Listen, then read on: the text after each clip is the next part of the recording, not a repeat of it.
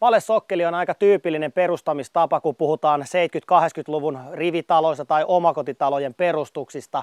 Ja nyt myöhemmin niissä on sitten tullut kosteusongelmia, eli varsinkin silloin, kun ei ole salojat kunnossa, niin sieltä maakosteus sitten pääsee pikkuhiljaa kapilaarisesti nousemaan ja alkaa sitten lahottamaan seinien runkojen alaohjauspuita ja sitten runkotolppien alapäitä.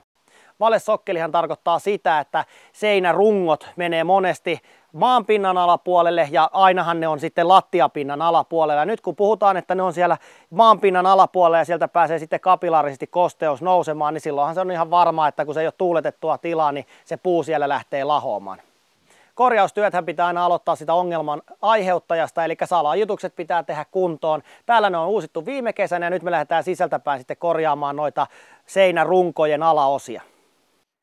Nyt me ollaan täällä talon kylpyhuoneessa ja täällähän tehdään täydellinen kylpyhuoneremontti ja nyt kun tää on täysin purettu, niin täällä hyvin huomaa sen, että millaiseen kuntoon noi runkojen tai seinärunkojen alapäät on päässyt menee. Okei, täällä sitä kosteutta on myöskin päässyt täältä sisäpuolelta, kylpyhuoneen puolelta tulemaan tonne, mutta muissa kuivissa tiloissa tämä ongelma on ihan sama, eli se on noussut se kosteus sieltä ulkopuolelta ja silloin ne pitää jollain korjata sieltä ja nyt me korjataan se tämmöisillä termotuotteilla.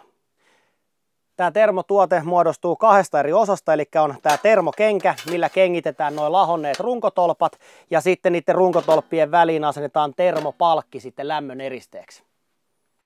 Me ollaan nostettu nämä höyrynsulkumuovit tänne seinälle ja nitojalla vähän napsittu niitä kiinni, että ne siellä tämän työn ajan pysyy. Sen jälkeen leikataan nuo eristevillat noin 60 sentin korkeudelta villaveitsellä poikki ja poistetaan sitten ne alimmaiset villapalat sieltä. Sen jälkeen aletaan katkomaan näitä lahonneita runkotolppia. Nyt kun me tehdään tällä termokengällä, niin niitä saa katkaista ainoastaan 2 kappaletta kerrallaan, eli missään nimessä ei saa koko seinää katkaista. Ja katkaistaan toi tolppa noin 30 cm korkeudelta. Sen jälkeen alaohjauspuu katkaistaan myöskin tuommoinen aina muutaman metrin pätkä kerrallaan ja sen jälkeen sitten poistetaan kaikki lahonnut puuaines. Tässä kohteessa on käytetty tuulensuojan levyn sijasta tuommoista tuulensuojavillaa, mikä on 50 milliä vahvaa ja me myöskin poistetaan se tuolta alareunasta siltä korkeudelta, mihin nämä termopalkit sitten tulee, eli noin 30 sentin korkeudelta. Tämä alaosan tuulensuojan villa korvataan 50 milliä vahvalla Finfoam-levyllä ja tuonne eristeen alareunaan laitetaan uretaanivaahto ja jos on mahdollista, niin olisi hyvä, jos sinne taakse voisi jättää pienen tuuletusraon, jotta toi sokkelin kosteus pääsee tuulettumaan betonisokkelin takaa, mutta aina se ei tietenkään ole mahdollista sinne saada mahtumaan. Näitä termotuotteita on 2 eri runkovahvuudelle, eli 100 milliselle ja 125 milliselle rungolle, ja tässä kohteessa me käytetään tätä 125 millistä termokenkää. Nyt kun näitä lähdetään asentamaan, niin tähän termokengän päälle tulee tämmöinen oma hattu tai hylly. Ja näissä termokenkissä tämä runkohan on peltiprofiili, minkä sisällä on sitten Finfoam-levy, eli nämä on täysin valmiiksi eristettyjä. Hattu kun on laitettu paikoille, niin sen jälkeen mitoitetaan sitten toi runkotolpan oikea katkaisukohta, eli laitetaan toi termokenkä tuohon runkotolpan viereen, katsotaan, ettei siellä ole nyt betonissa mitään hirveitä epätasaisuuksia. Jos se vähän keikkuu, niin sieltä voi vähän naputella sitä betonia tasaisemmaksi. Sitten kun se on saatu siihen hyvin asettumaan, niin vedetään viiva tuohon runkotolppaan ja sen jälkeen esimerkiksi puukkosahalla saa katkaistua ton tolpan. Ja mä katkaisen aina muutaman millin alempaa, mitä toi viiva on, niin silloin se saadaan tiukasti asennettua sinne väliin. Näitä termokenkiä kun aletaan asentaa paikoille, niin kannattaa ulompaa peltiprofiilia nostaa noin sentin verran ylöspäin ja lukita se naulalla, niin silloin se on helpompi asentaa, että toi yläpää pysyy hyvin paikoillaan. Ja sinne alapään ja betonin väliin kannattaa laittaa pieni pala huopaa, niin silloin se liukuu tuossa betonin päällä paremmin. Ja nyt kun sitä joutuu tietenkin, kun se on tiukka sovitus, niin joutuu vähän vasaran kanssa naputtelemaan, niin siinä kannattaa käyttää puupalikkaa apuna. Eli sillä naputellaan se suoraan sinne, sitä voi vatupassin kanssa tietenkin katsoa, että se menee varmasti suoraan linjaan molemmissa suunnissa ja sen jälkeen lähdetään kiinnittämään tuota alapäätä tuonne betoniin. Tämän alapään kiinnityksen voi tehdä pikanauloilla tai sitten betoniruuveilla, mitä me tässä käytetään. Eli porataan betoniin reikä ja sen jälkeen iskevällä ruuvivääntimellä kiristetään toi betoniruuvi sinne paikoille.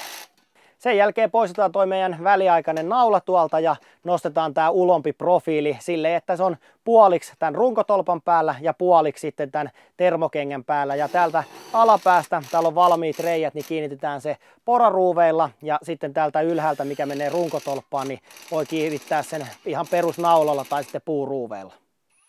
Jokainen korjauskohde on oma yksilö, eli siellä on voitu soveltaa erilaisia rakennustapoja. Eli täytyy olla tarkkana, että siellä kaikki nämä muutokset tulee sitten oikein tehtyä.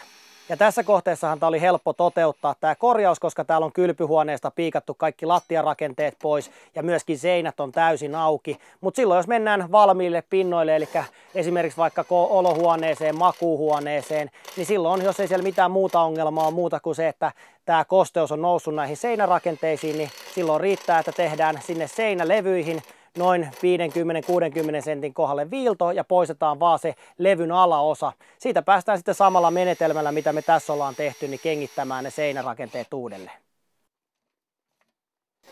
Sitten kun tätä seinää on kengitetty jonkun matkaa, päästään asentamaan noita termopalkkeja, mutta ennen sitä pitää tietenkin imuroida kaikki roskat sieltä huolellisesti pois. Ja nyt kun me asennetaan myöskin tänne vanhan tuulensuojavillan tilalle tämmöiset Finfoam-levyt, niin niiden raot tulee tiivistää huolellisesti uretaanivaahdolla.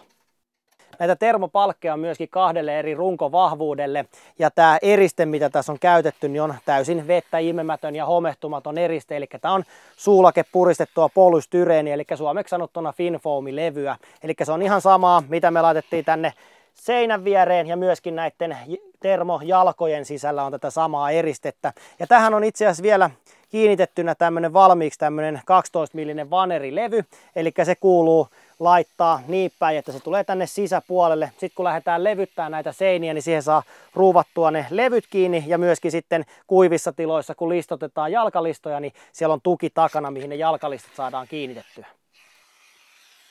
Näitä termopalkkeja kun asennetaan, niin katkaisun voi tehdä esimerkiksi ihan peruskäsisahalla tai mä katkaisen tuossa puukkosahalla, missä on puuterä, eli se menee silläkin aika näppärästi. Se on oikeastaan, kun tässä on tämä vaneri, niin se on ainut kova kohta, mikä siinä pitää vähän sahata. Ja mitoitus tapahtuu silleen, että kun otetaan tiukka mitta tästä runkovälistä, niin otetaan siitä miinus esimerkiksi 2 senttiä, että sinne jää molempiin reunoihin sentin raot. Silloin se saadaan hyvin sitten uretaanivaahdolla vaahdotettua. Jos sinne jätetään pieni rako, niin silloin sitä ei välttämättä saa tiiviisti vaahdolla umpeen sieltä. Ja nytkin kun meillä on näin epätasainen tämä lattia, niin mä laitan tonne pohjalle ekaksi uretaaninakit. Sen jälkeen mä painan sen paikoille ja mä käytän tommosia pieniä eristelevyn palasia, millä mä kiilaan ton, että se pysyy paikoilla. Sen jälkeen mä vaahdotan vielä lopullisesti se sitten siihen kiinni. Lopussa kun uretaanit on kuivunut, leikataan kaikki purseet pois. Ja koska täällä jouduttiin muutenkin avaamaan nämä kaikki seinärakenteet, niin tässä samassa yhteydessä olisi järkevää tehdä myöskin lisälämmön eristys sisäpuolelle. Ja se voitaisiin tehdä esimerkiksi Finfoam tai FFPIR lämmön eristeellä, jotka toimivat tässä rakenteessa myöskin sitten uutena höyryn sulkuna. Ja monesti näissä kohteissa myöskin nämä seinän eristeet on niin huonossa kunnossa, että niitä joudutaan lähteä sinne uusimaan ja silloinkin myös yksi hyvä vaihtoehto uudeksi lämmöneristeeksi on tehokas ja kosteusteknillisesti turvallinen Finfoam tai FFPIR polyuretaanieriste.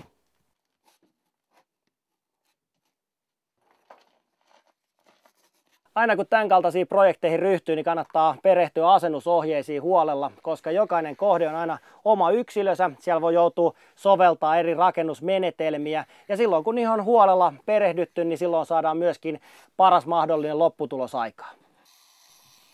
Näiden lahonneiden seinärakenteiden korjaamiseen on muutamia eri tapoja, mutta tämä termokenkä tai termotuotejärjestelmä on kyllä kaikkein helpoin ja näppärin ja oikeastaan kaikkein nopeinkin tapa korjata nämä seinärakenteet.